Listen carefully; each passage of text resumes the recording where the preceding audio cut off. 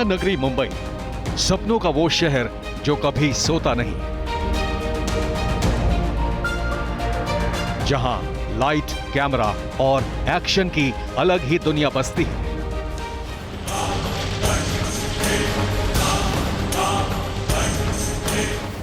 यहां gateway of India के करीब अरब सागर से उठती लहरों की तरह ही सियासत में भी हलचल बेहद तेज है।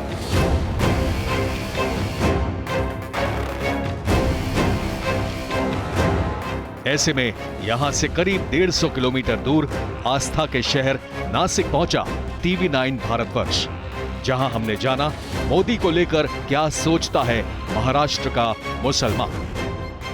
तो मोदी और भाईजान के इस अंक में इस वक्त हम मौजूद हैं नासिक में, और नासिक ज़िले में हम इस वक्त एक मार्केट में मौजूद है जहां हमारे साथ कुछ माइनॉरिटी कम्युनिटी के लोग जुड़े और वो अपनी बात रखना चाहते थे। वो TV9 भारतवर्ष के साथ अपने ओपिनियन रखना चाह रहे थे नरेंद्र मोदी सरकार, उनके कामकाज, उनकी पॉलिसी, उनकी पर्सनालिटी और कुल मिलाकर उनका जो अप्रोच रहा है डेवलपमेंट का या देश के विकास का, उन सब विषयों पर हम बातचीत करेंगे। हमारे साथ तमाम लोग इस वक्त जुड़े हुए हैं, उन्हीं के सामने हम ये सवाल रखेंगे और जानने की कोशिश करेंगे कि उनका क्या कहना है, उनकी क्या राय है।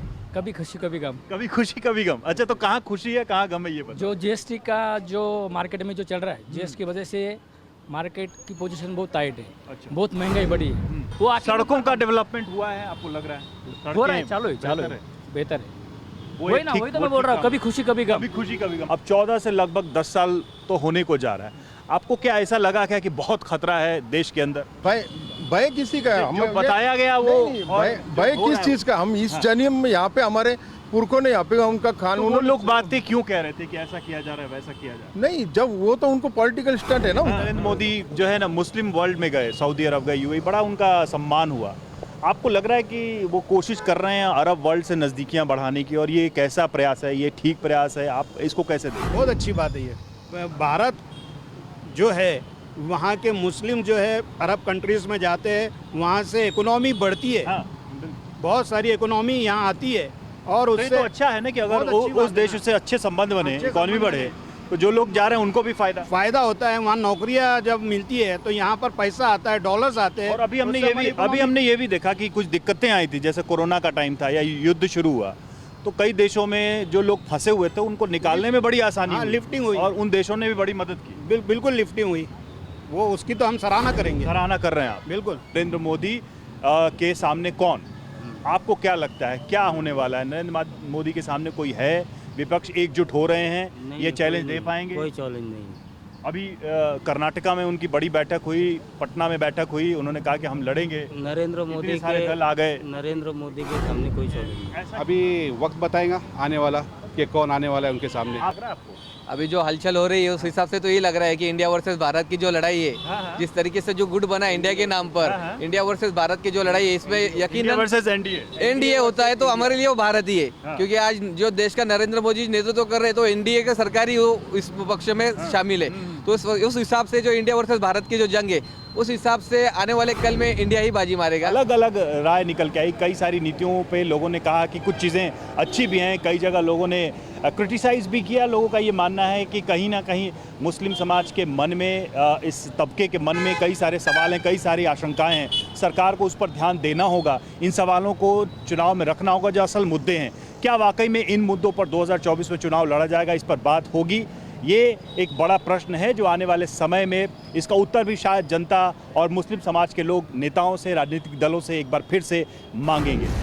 सफर के अगले पड़ाव में हम नासिक के अशोका मार्ग पहुंचे, जहां हमारी मुलाकात मुस्लिम कारोबारियों के साथ हुई। तो हम मौजूद हैं नासिक में और प्रधानमंत्री नरेंद्र मोदी और उनको लेकर मुस्लिम तबके में क्या राय है, क्या सोच है, इसकी पड़ताल हम कर रहे हैं। तो मोदी और भाईजान के इस अंक में हम नासिक में वही सारे सवाल कुछ माइनॉरिटी कम्युनिटी के सामने रखेंगे। लोगों से जब हमने बात की तो वो हमसे आकर इस पर बातचीत करना चाहते थे, तो वो सवाल हम इनके सामने रखेंगे। 2024 में बीजेपी ने तो कह दिया नरेंद्र मोदी हमारे एकमात्र लीडर हैं।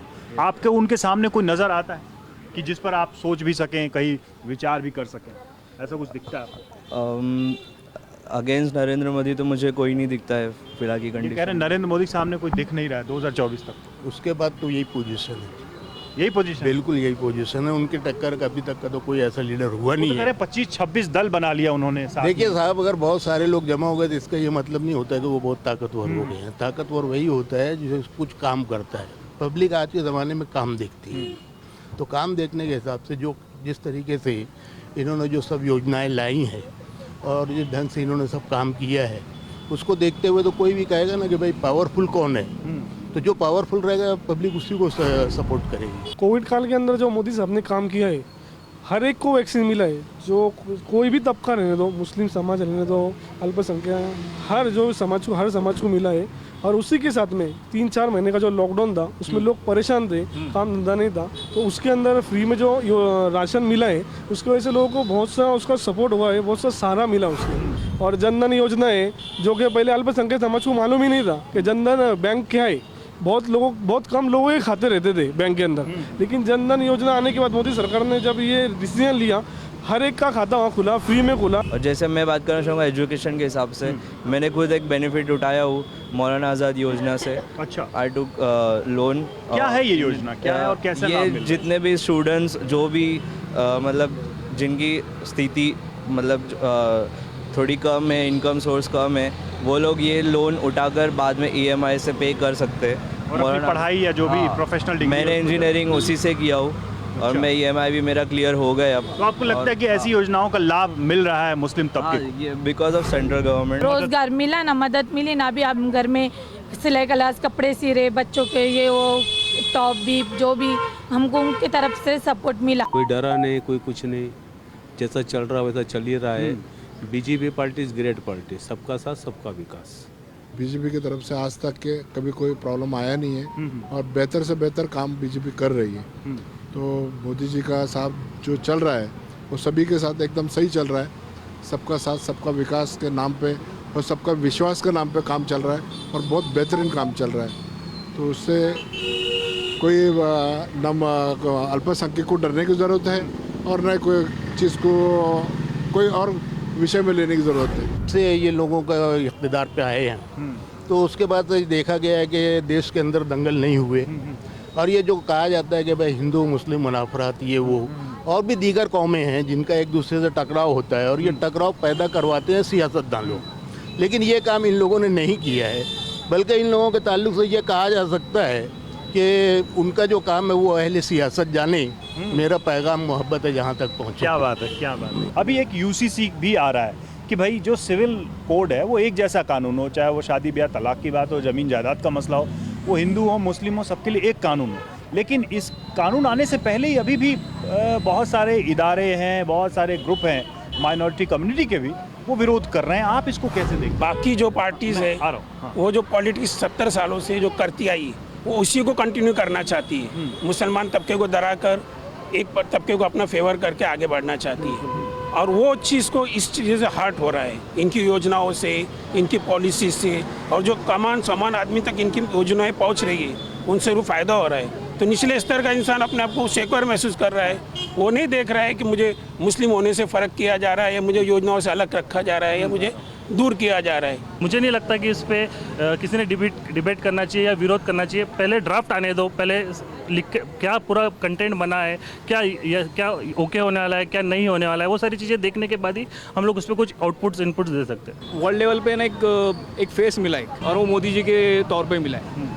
और अब मेरे खुद के भी दोस्त हैं जो अलग अलग कंट्रीज़ में जो काम करते रहते हैं, एजुकेशन लेते हैं, तो वहाँ पे भी उनका जो नज़रिया बदला है इंडियंस को लेके, वो बहुत ड्रास्टिक चेंज हुआ है। आप तो नासिक के हैं, 2014 के पहले का नासिक और 10 सालों में नासिक में क्या बदलाव आपने देखा? महाराष्ट्र में क्या बदलाव देखा? कुछ ऐसा चेंज आप देख पा रहे हैं? बहुत बड़ा चेंज आया है, खासतौर पे जो नई नई इमारतें बनी, जो रोड बने, जो बड़े ब्रिज बने, ये सब चीज़ें जब पहले नहीं थी जो अब बनी है, तो इसको कहना पड़ता है कि नहीं ये वाकई वो काम हुआ है ना। राहुल गांधी भी विदेश में गए और उन्होंने वहाँ से कहा कि देश में डराया जा रहा है मुस्लिमों को, माइनॉरिटीज़ को, कई सारी कम्युनिटी, उनकी आवाज़ दबाई जा रही है। ऐसा क्या आप लोग महसूस कर रहे हैं? देखिए, हम खुले मंच से TV9 भारतवर्ष के माइक से एकदम खुला सवाल कर रहे हैं आपसे।